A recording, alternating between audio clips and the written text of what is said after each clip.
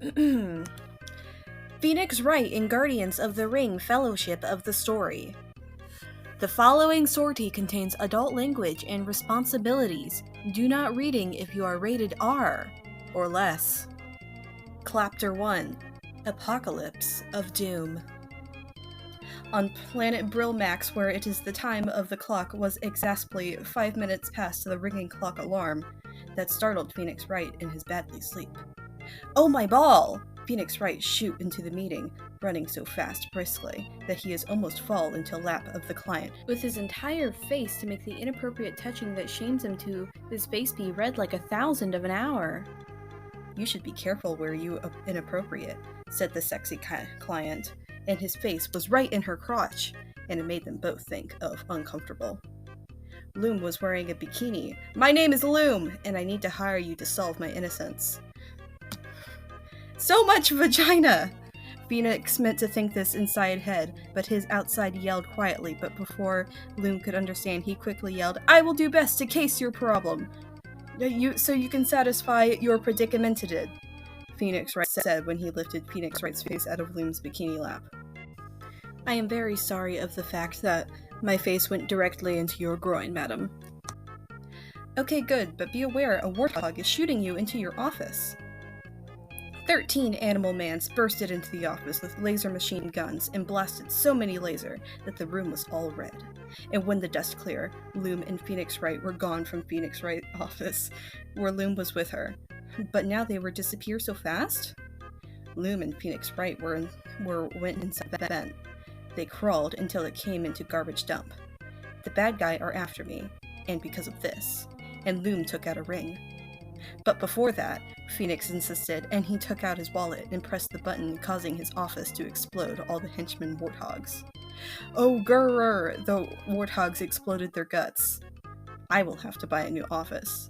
Loom gasped her breasts. "How unfortunate." Okay, that is the risks of my business. Now let's examine this ring." He examined it closely and discovered that it was made of unknown golden power. Can this blow up the universe? Nobody knows. Loom shrugged her shoulders, so heavy that she shrugged too much. But investigators will have to study, but doing study might blow up a building or entire planet, so they cannot get away from my body. "But are we safe now?" questioned. "No, you are a fools," a voice said loudly. Samus said at their heads directly. "You are? My name perspires to be Samus. Come of me if you want to never to explosion of an entire universe blows up." And they ran on Samuel's space shop and proffered away from all that mess. Samus tarped her helmet with "Hello. May I introduce you to Yoko, Helena, and Jessica?" Helena was wearing a bikini she wears on DOA Extreme Volleyball. And also Yoko and Jessica wore the scantily clad that they be known as well such. "I hope I do not trip and face into any more sexy laps," Phoneix hoped. "Who are you, Mr. Phoneix?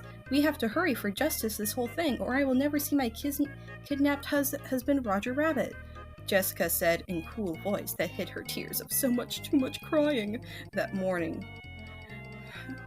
"Unworry your forehead, madam. I will solve your husband," Phoneix stepped. "The universe is whole danger," Helena examined. "So if you help to save it, I will do the sex." Phoneix laughed, but they had to get down to businessing the straight time. Chapter 2 is the continuation. Evil voice behind desk raised quickly out of his chest cage. Well, to the blowing up of him office. The man started his tie with his thumbs. He is indeed a capable, but There is no time for it! Skeletor interrupted. "Look at computer." Chapter 4. Distraction. They had been traveling in 100 space when Samus got ringing telephone rang into her ship. Samus picked it up quickly fast. "Welcome to phone, I am phone." The phone said to give her some information, which gave her information. Samus hanged up and thanked the phone and hung anyway. "There is emergency, Phoneix. We must hurry along our mission." Meanwhile, Phoneix Wright wasn't there and wanted to was go into bathroom, but Loom was taking a shower and Phoneix Wright saw her naked. "Oh, it's whoops, madam," Phoneix apologized. Loom smiled. "It's okay, but I have to see if you are naked also." And they had sex in bathroom for way too long. Bang bang! Jessica Rabbit knocked on the door. "You are taking a long time shower and I will have to period." Phoneix sneaked out the window and cargoed his pants through the secret passage back to his room so no one would know if it was happened that they had sex. Loom walked out. "I am sorry for take so long." "That is okay. Do not naked." When they arrived for eating dinner, Samus was angry. "What is your anger, Samus?" said Helena, who was washing her fingernail. "I received phonician that we have to take Loom Ring to Fire Galaxy and blow it up without blow up the universe. This is imperative to halt my KRS to Fifi Metroid Brain." "How we explodes?" Helena blacked. "If we blow up Ring, the universe itself explodes itself as well, unless what?" "Unless it is sucked into exploding black hole created by backwards time." Aether's note, Chapter 3 was displacemented by a time anomaly. Chapter 5 Ordnance Action. After long space travel, they arrived at distant planet 246446236 light-years away, and touched down onto directly the planet. "I have called here to space meeting," Aang said, "so that you can take the ring must be taken to the planet where it can most be blown up with harmless." Phoneix Wright sat down at big table and with Samus.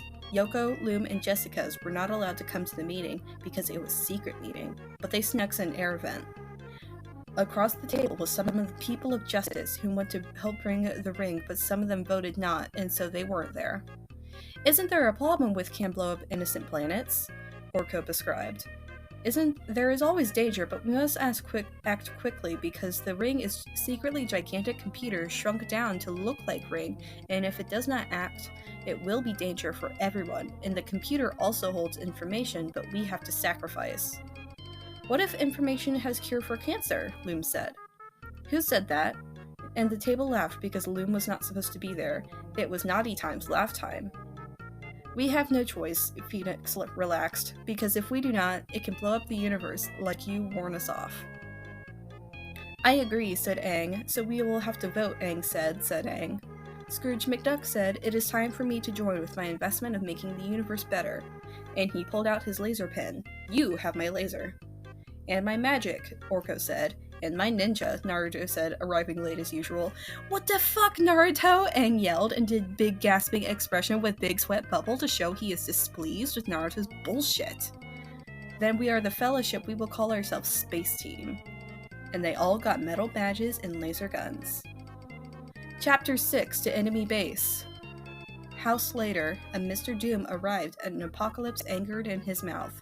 "Who dares to be anger, Mr. Doom?" And he suit on. "Sir, I am sorry." And Mr. Doom shot him with laser blast into crocodiles. "No more fools," he ordered. "But what has happened inside this mess?" Black Suit Man, it has come to my attention that the Ring of Explosion has come to be in the hands of the Space Team, but do not kill me. Haha, good, they are doing exactly my plan. And he rewarded his Hankman Gutsman with a sack of food and did not destroy him with nano helicopters. Be sure to remake them destroy the planet of computer where they store my secret of power. He straightened his bow tie and ate a Pringles. Chapter 7 Planet. When they were on an alien planet, Phoneix landed on an alien planner when children came to him and they him was poor. "Please to give us help, our president has made us poor." So Phoneix went to the president. Samus went, "No, you have to not be late the mission."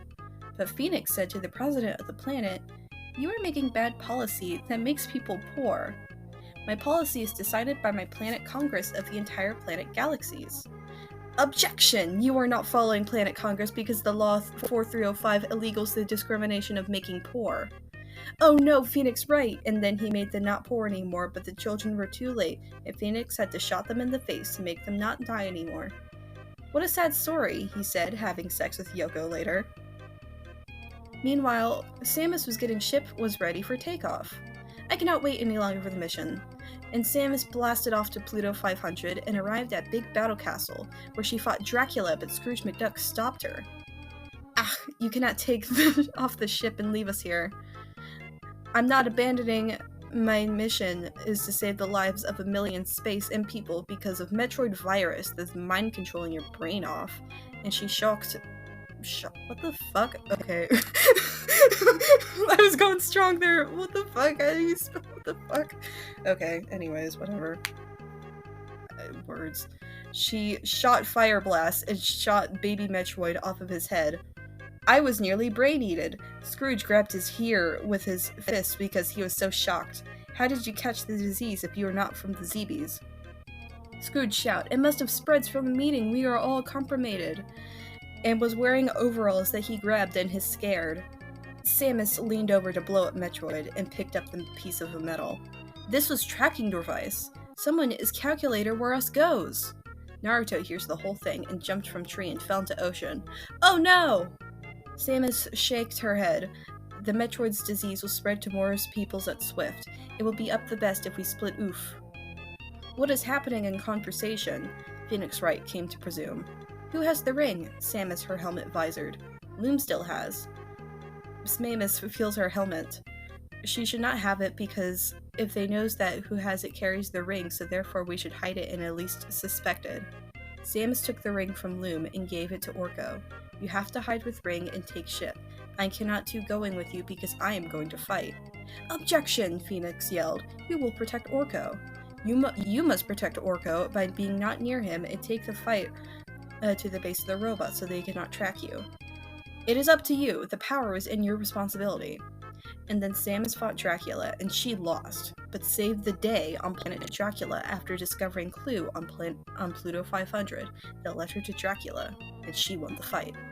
Scrooge McDuck had went with Loom and Helena to wear disguises in Temple. Phoneix and Yoko went to the forest stage. Orko, Naruto, and Jessica Rabbit arrived for a picnic on Safety Planet, and Naruto passed Jessica Rabbit the ginger ale. Excuse me, folks, said a kind old woman. I am looking for my son. What does he look like? Your son is in the corner of buildings at Tiger Street in the port, Orko said. How did you know where my son is? It was a trick!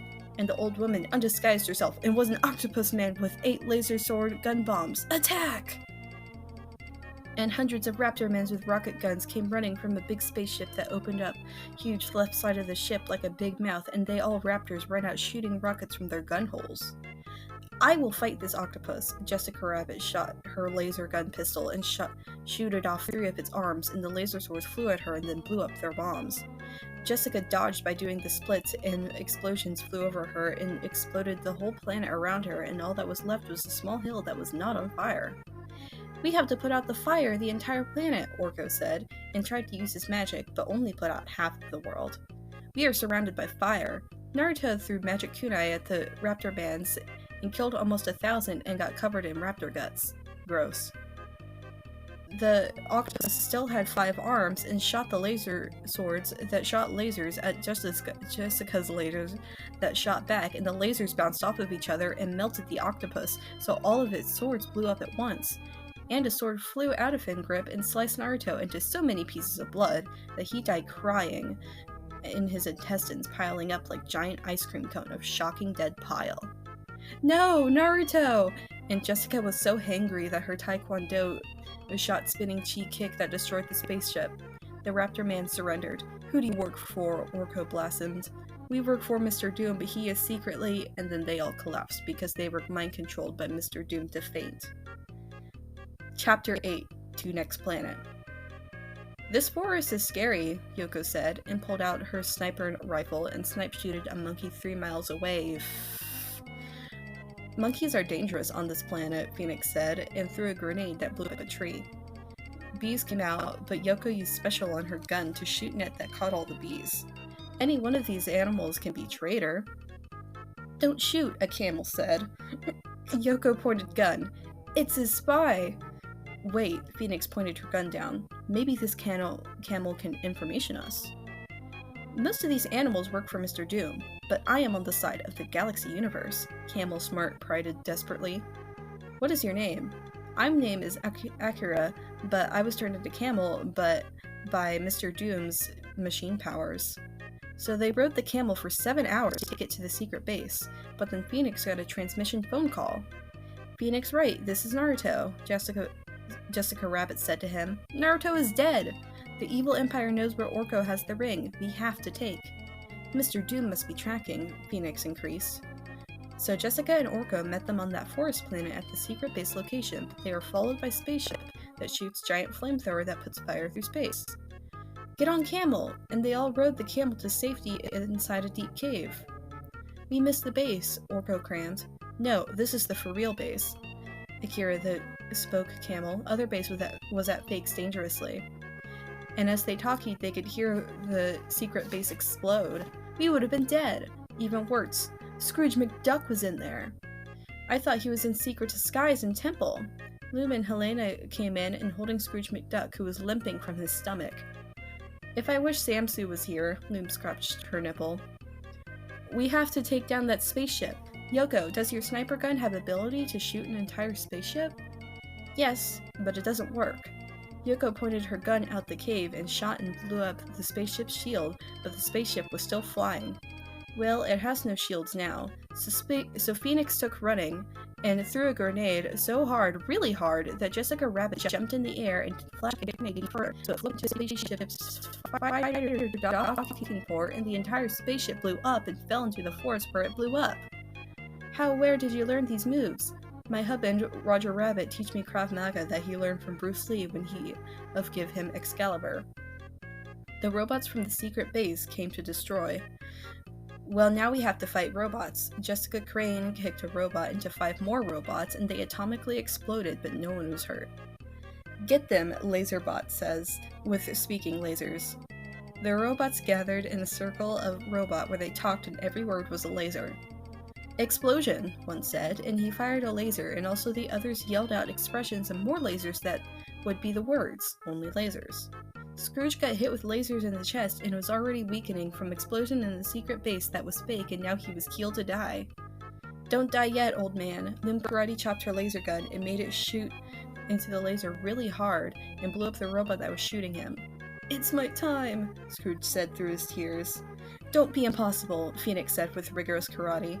"No," he said with a quiet laugh. "Not impossible." "You can't die like this!" Yoko ducked behind a log as multiple lasers burned off its leaves. "No, not like this."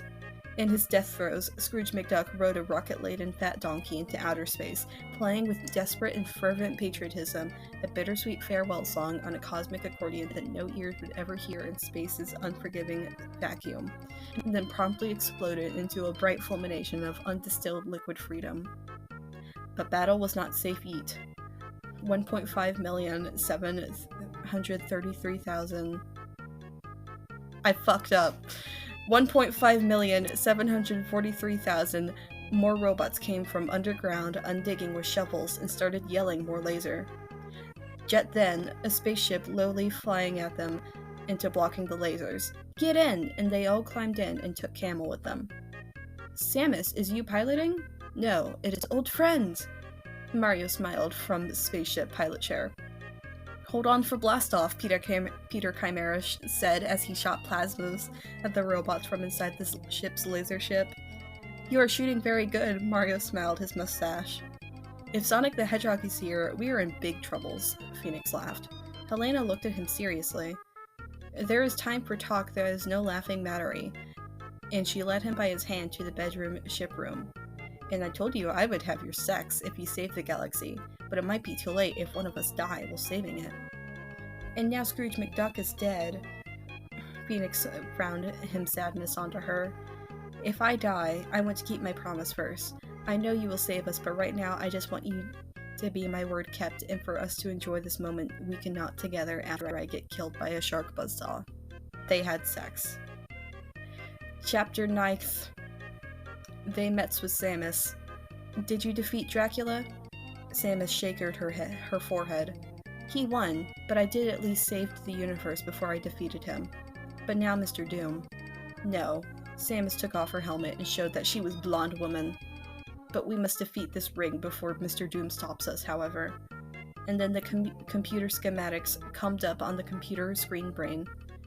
Samus pointed to the brain screen. This ring is actually a tiny computer device that contains an entire universe of data.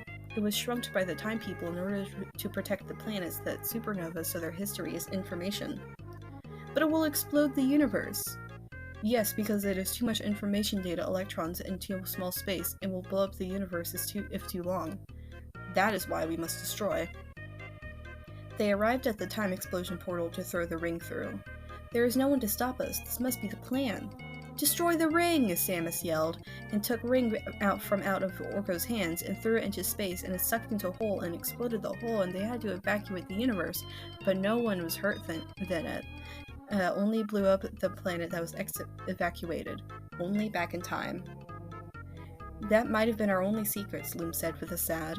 Phoneix looked at Sam Nolster. The fate is done. Not so laugh, the screen turned on, and it was Mr. Doom. We have your spaceship trapped now, and you will all be killed. Chapter 10. Defeat Time. You cannot ever get away with this, Fist shake the Phoneix Wright, as his friends were taken away by Mr. Doom henchmen that were 9-foot-tall men with eagle heads and big wings that had knife saws on them. They have robot armors, Samus said, this time wearing her Zero suit because the bad's hence shake away her normal armor. Our lasers will not power them. Do as I say or I will do this, and Mr. Doom pushed Orko into giant gears and crunched him up into crushed by machine, but he survived. If I was not magic, I would have died. Mr. Doom smiled and pointed his gun with his laughing. Next time I will push in persons who will die. And then a giant eagle man got caught in giant gears and died by accident. Don't into machine! Mr. Doom angered his hands in the air. Samus took that moment to turn into Morph Ball and roll away to safety. Find a rescue, Phoneix Wright yelled to her as she escapes. Never mind to Samus, Mr. Doom took off his suit tie, ready to turn on the sharks. The rest of the party was put into dungeons, except for Orko, who went to Doctor Hospital to fix his getting Kirsch, but it had force field so he couldn't escape. You are doing experiments animals. That is most happening with so many animal people that attack us all the time. In Forest Jungle where the animals were all spies. Mr. Doom laughed, and my only weakness was on the planet ring you throw into the portal. Phoneix crossed his arms and looked at confidence with him best high on. That's why we back up all the information onto USB. What? But the ring was entirely planet of knowledge. Samus' ship streamed the USB to other source, and we kept copy until we have it all. It only take us 20 minutes because we used the time anomaly coming back from the black hole. Mr. Doom looked to be unwinning, but then he smiles the danger smile of anger. Then you will tell me where I will find the data. Objection, I will not tell you! Even with now? And Mr. Doom opened the door, and in comes lots of beautiful women, and they were clones of who was Princess Zelda, Bayonetta, Ino, my Shiranai, Psylocke, Lollipop Chainsaw, Betty Rebel, and Dark Queen from Battletoads, and then they all get to topless. You cannot tempt me with this, Phoneix exerted. For because of thee? I am gay! What? It cannot be! And you cannot get my secret, and by now Samus has the power. And then Samus came in with his electronic supergun. Mr. Doom is secretly Dr. Wily, and his weakness is that the special suit cannot disguise his gun.